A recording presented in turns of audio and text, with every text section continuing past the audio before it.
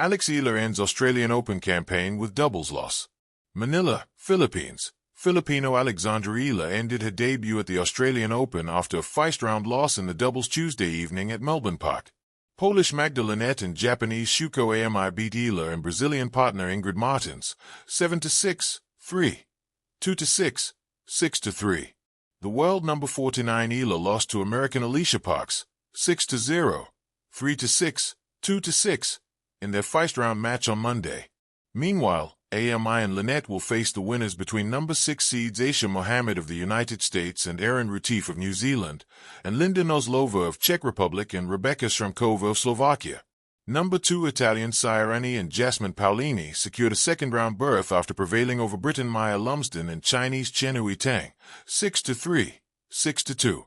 In other matches, number 12 seeds Teresa Mihalikova of Slovakia and Olivia Nichols of United Kingdom beat Anna Bonda of Italy and Jacqueline Christian of Romania 6-3, 6-2.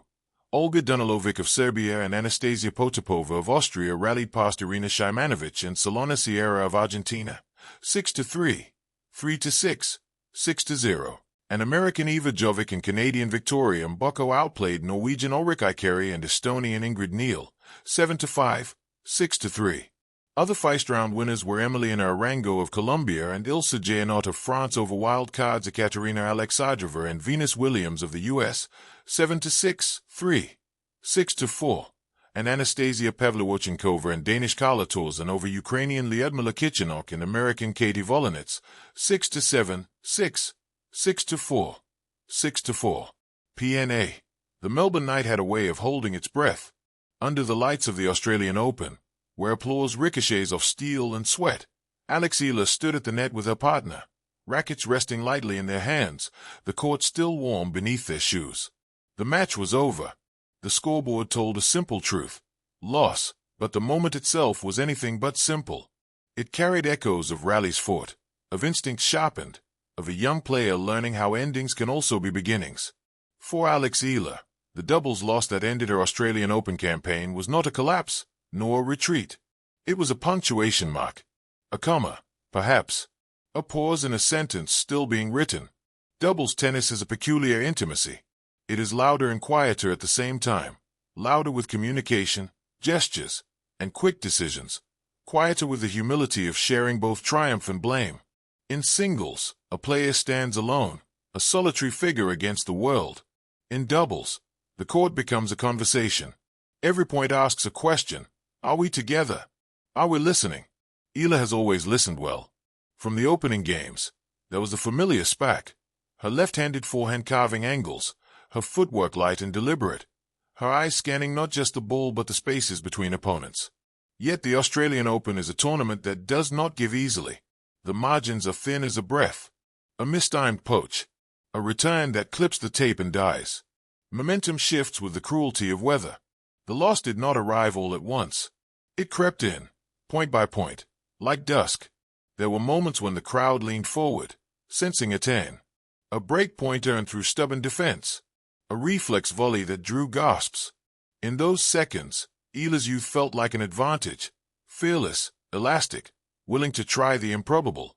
But doubles is also a chess match played at sprinting speed, and experience has its own gravity. The opposing pair absorbed pressure, redirected pace, and trusted patterns forged over time. When the final point ended, there was no collapse to the court, no dramatics, just a walk to the net, a handshake, a nod to the crowd. The rituals of tennis, practiced and respectful, carrying players from battle back into the world. Loss, in sport, is often treated as an eraser, as if defeat wipes away everything that came before. But for players like ALEX EALA, loss functions more like a highlighter. It illuminates what matters next. This Australian Open campaign, ending in doubles, was never solely about trophies. It was about exposure to pressure, to speed, to the weight of expectation that grows heavier with every headline. It was about learning how the biggest stages demand not just skill, but patience. How the air feels different when a nation watches. How silence after match point can be louder than cheers. There's a particular bravery in doubles that rarely gets celebrated. You must trust someone else with your ambition. You must move in harmony without losing your own rhythm. When things go wrong, you share the sting. When they go right, you share the joy.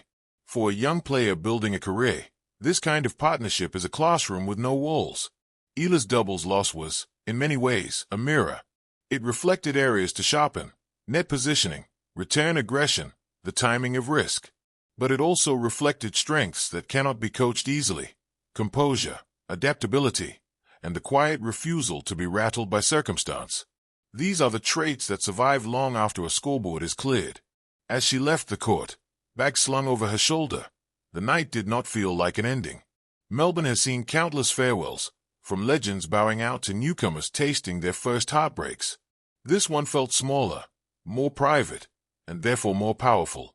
A reminder that progress in tennis is not linear. It zigzags. It stalls. It surges. It asks players to lose in order to learn how to win. Somewhere beyond the stadium, practice courts waited. Flights would be booked. Coaches would rewind footage. Notes would be scribbled in margins. The work would resume, quietly and relentlessly. The Australian Open campaign ended with a doubles loss, yes. But what remained was far larger than a result.